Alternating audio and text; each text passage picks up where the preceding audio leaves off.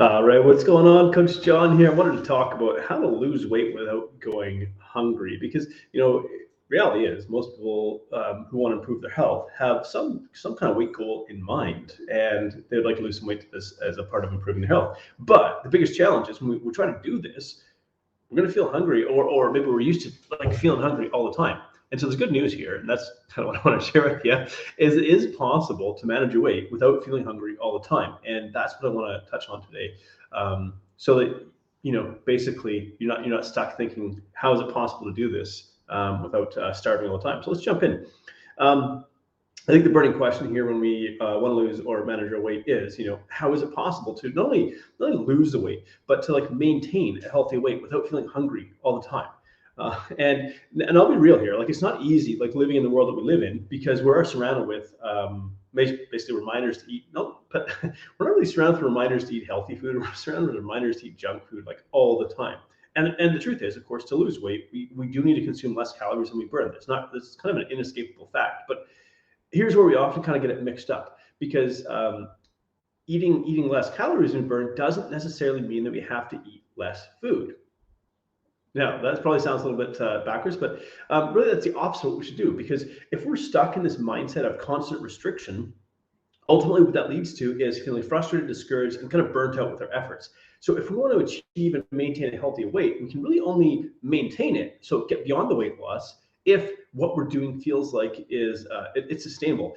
If it feels like this is an endless battle against cravings and hunger and urges and things like that, it's just going to be a frustrating experience. And so I want to share with you 5 simple tips here to accomplish this. And we'll break it. I think there's a few sub tips in here, so we'll break it down. But the first thing really is about eating more nutrient dense foods. And I think it's why I start with this is because it's kind of funny when we talk about losing weight to hear the words eat more when we're talking about like losing or maintaining a healthy weight, because really a lot of what we hear about is eat less. And something that I often am reminded of is what we focus on, we tend to move towards, right? So if our focus is on constant restriction and don't do this and don't do this and eat less and so on and so forth, it's going to become extremely like mentally tiring to basically do. On the other hand, when we talk about eating more, when we talk about nutrient dense foods, like they're more filling, they're more satisfying, they're really nourishing. But our focus is now on what I can do more of versus what I have to restrict myself to do less of. And really, we could say that nutrient dense food is basically one that's going to be rich in vitamins, minerals. If it's plant based, you're usually going to have lots of fiber and water as well. So it could be things like quality protein, like salmon, beef, poultry, high protein plant foods like lentils, chickpeas, other legumes. Virtually all like non-starchy vegetables such as leafy greens, broccoli, cucumber, pepper, celery, etc. Whole fruit, another one. And kind of within this strategy of eating lots of nutrient dense foods, there's sort of some sub strategies as well, which you've probably heard some version of this before, like include a source of protein in every meal. Protein will keep you feeling full for longer. Include a fiber-rich plant food with each meal, whether it's like fruit for breakfast or veggies at lunch and dinner. And don't be afraid of healthy fats. Things like fish, nuts, seeds, avocados, this sort of thing. Because they also have an effect on satiety, or that is like the physical feeling of satisfaction when we consume. But like with healthy fats, you kind of want to be mindful. You don't need necessarily a lot of them. But essentially, so this idea behind like eating nutrient dense foods is we end up feeling more full and more satisfied at our meals. So we don't leave our meals feeling like we're constantly hungry and we just have to like white knuckle our way to the next meal. So because we feel full, we end up having less cravings, we end up snacking less without necessarily requiring artificial restriction because we're actually, genuinely satisfied. The second thing was to limit liquid calories. Now I didn't talk about like we want to focus mostly on doing more rather than doing less. But the thing is, when it comes to like all the positive features of nutrient dense foods, they totally disappear when it comes to liquid calories, because liquids don't require a whole lot of digestion. They don't really require chewing. They don't require our stomach to like mash and mix. And so when it comes to liquid calories, they really don't keep us full for any length of time. We don't feel very satisfied after drinking any calorie containing beverages like juice, soda, that kind of stuff. And so not only is it easy to easy to consume a large amount of calories in liquid form, they also cause a spike in blood sugar because they're absorbed quite rapidly, and that leads to, of course, cravings and irritable. So it's kind of like, I often say like, don't run on a sprained ankle as an expression that I use to say like, don't make this any harder than it needs to be. And so when it comes to getting our nutrition, we're almost always going to do better when we get most of our nutrition from whole food, and most of our beverages are non-caloric. I'm not saying never, never drink these things, but just like don't make it harder for yourself. And really, as an added bonus, drinking lots of water helps keep hunger at bay, and we eat less between meals. Now, the next three things I'm going to touch on are kind of non-food related, actually. So the first two are really food related, eating mostly nutrient-dense foods and getting most of your calories in whole food form and skipping most of the calories in liquid form. The third one actually is prioritize getting enough sleep. So this one's a really interesting one. We have a couple of hormones in our body. We often don't talk about hormones. We hear this kind of like this nebulous word, hormones, in air quotes. But we have leptin and we have ghrelin. And leptin is a hormone that makes us feel full or signals to our body, because hormones are like communication molecules. They're signaling molecules, right? So leptin, maybe you've heard that one before, is the one that like we tend to feel full when that one's released. And ghrelin is the one that makes us feel hungry. And I always remember the difference between the two, because ghrelin sounds like gremlin, and I think about Hunger Gremlins. So there you go.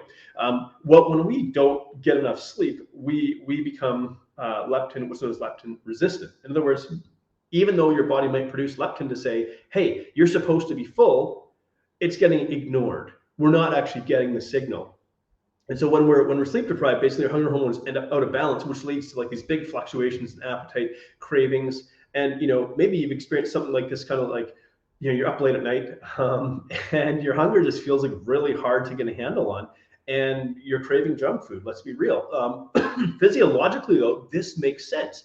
So what's really interesting here is we often think of this like this is a character problem. Like I have no willpower, I'm weak, I'm all these other things. But it's like there's a physiological reason why this is happening. When you're sleep deprived, your body has to come up with energy to try to keep you awake and focused.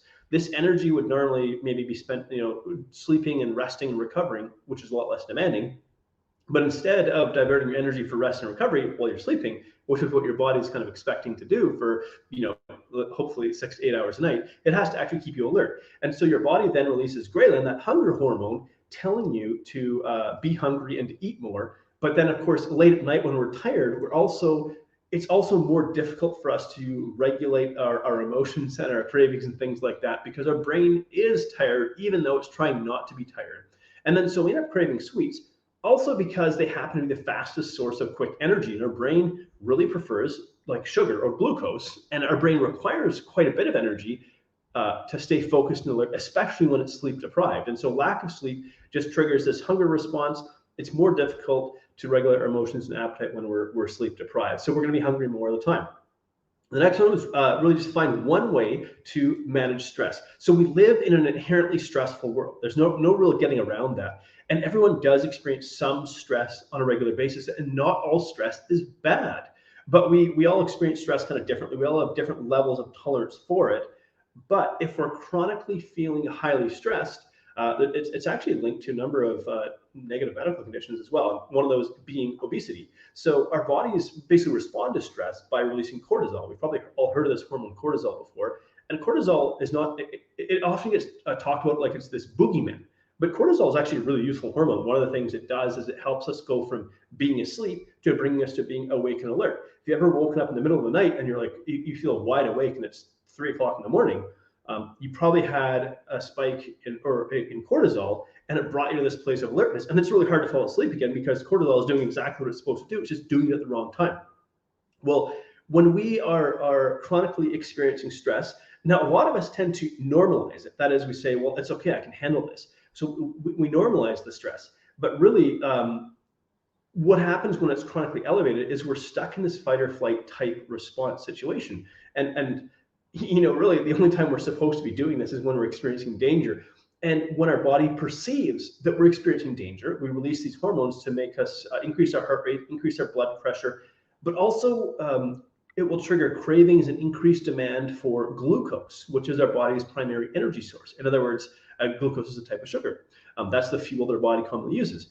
And so it's like, normally, like if you were in an actual fight or flight situation, it should only last for a relatively short window of time, and then things should go back to normal. The problem is, like, our body doesn't know if we're stressed because we're running from a bear, or we're stressed because, whatever, your boss is yelling at you, or things are, struggling in business, or, you have deadlines to meet, or things like that. So chronic stress ultimately leads to elevations in cortisol, which means you're stuck in this fight or flight response ongoing. And then what happens is now you're stuck with all these cravings. So, because how does this tie back into managing your weight without being hungry all the time? It's when we're chronically stressed, we're almost always going to have cravings, and we're trying to wrestle with them. And it goes back to that idea of like, don't run on a sprained ankle.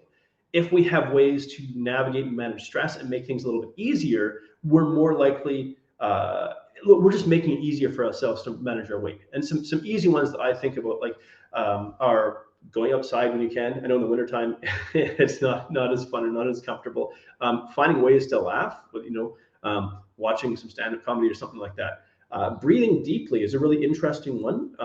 I like that one because it signals to, and I actually think more about breathing slowly rather than breathing deeply. So breathing slowly signals to our body to relax. And of course, just getting regular activity. Regular activity releases what's known as endorphins. They make us feel good. And then the last thing I was thinking was just like making movement simple. And so it probably goes without saying that, hey, if we want to manage our weight, we do need to incorporate activity or movement into our routine. But it's like, this is common knowledge, but why is it a struggle to do it consistently? And part of the reason I think why is it just boils down to information overload. Like, we live in the age of digital media, social media, that kind of stuff, and we're bombarded with like infinite information that there's no way on earth we could ever actually process.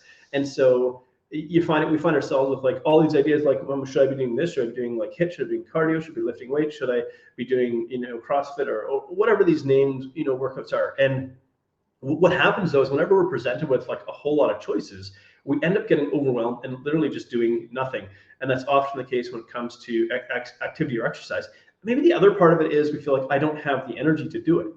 And we look at people who, let's say, get regular activity and think, I don't know where they get the energy. But actually, when we get regular movement in, our body utilizes energy differently. And so it's like this virtuous cycle. By getting regular movement in, we actually end up having more energy for movement.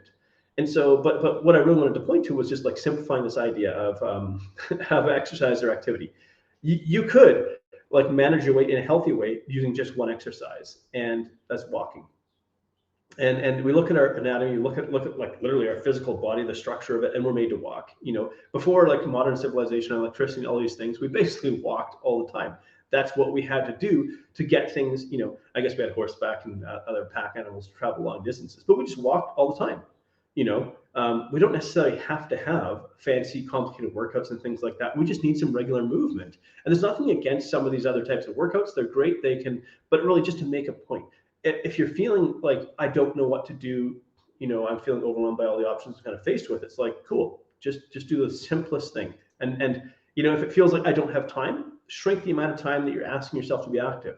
Even if it's getting down to 5 minutes a day, it really doesn't matter. Because what we want to ultimately do here again is pattern a healthy behavior.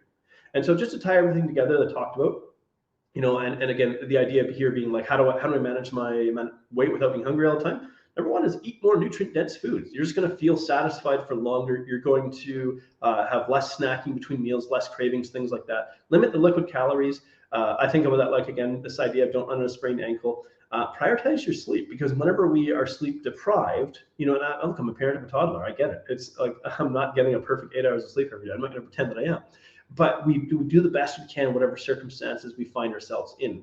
Prioritize your sleep. It's going to make hunger management easier. And the same ties into, if you're experiencing stress, figure out what is the best way for me. What is one way that I can manage this? You don't have to have like a whole bunch of different ways. Just pick one way that works for you to help regulate your stress. And then get some regular movement in. And so ultimately, really what I hope you take away from this is just even a few shifts in like how we consume things, and a few shifts in how we manage our sleep and our stress and our movement, even with the goal of simplifying things. It can make something like managing our weight a lot easier without feeling hungry all the time. So hopefully that's helpful for you. Thanks a lot for tuning in, and take care.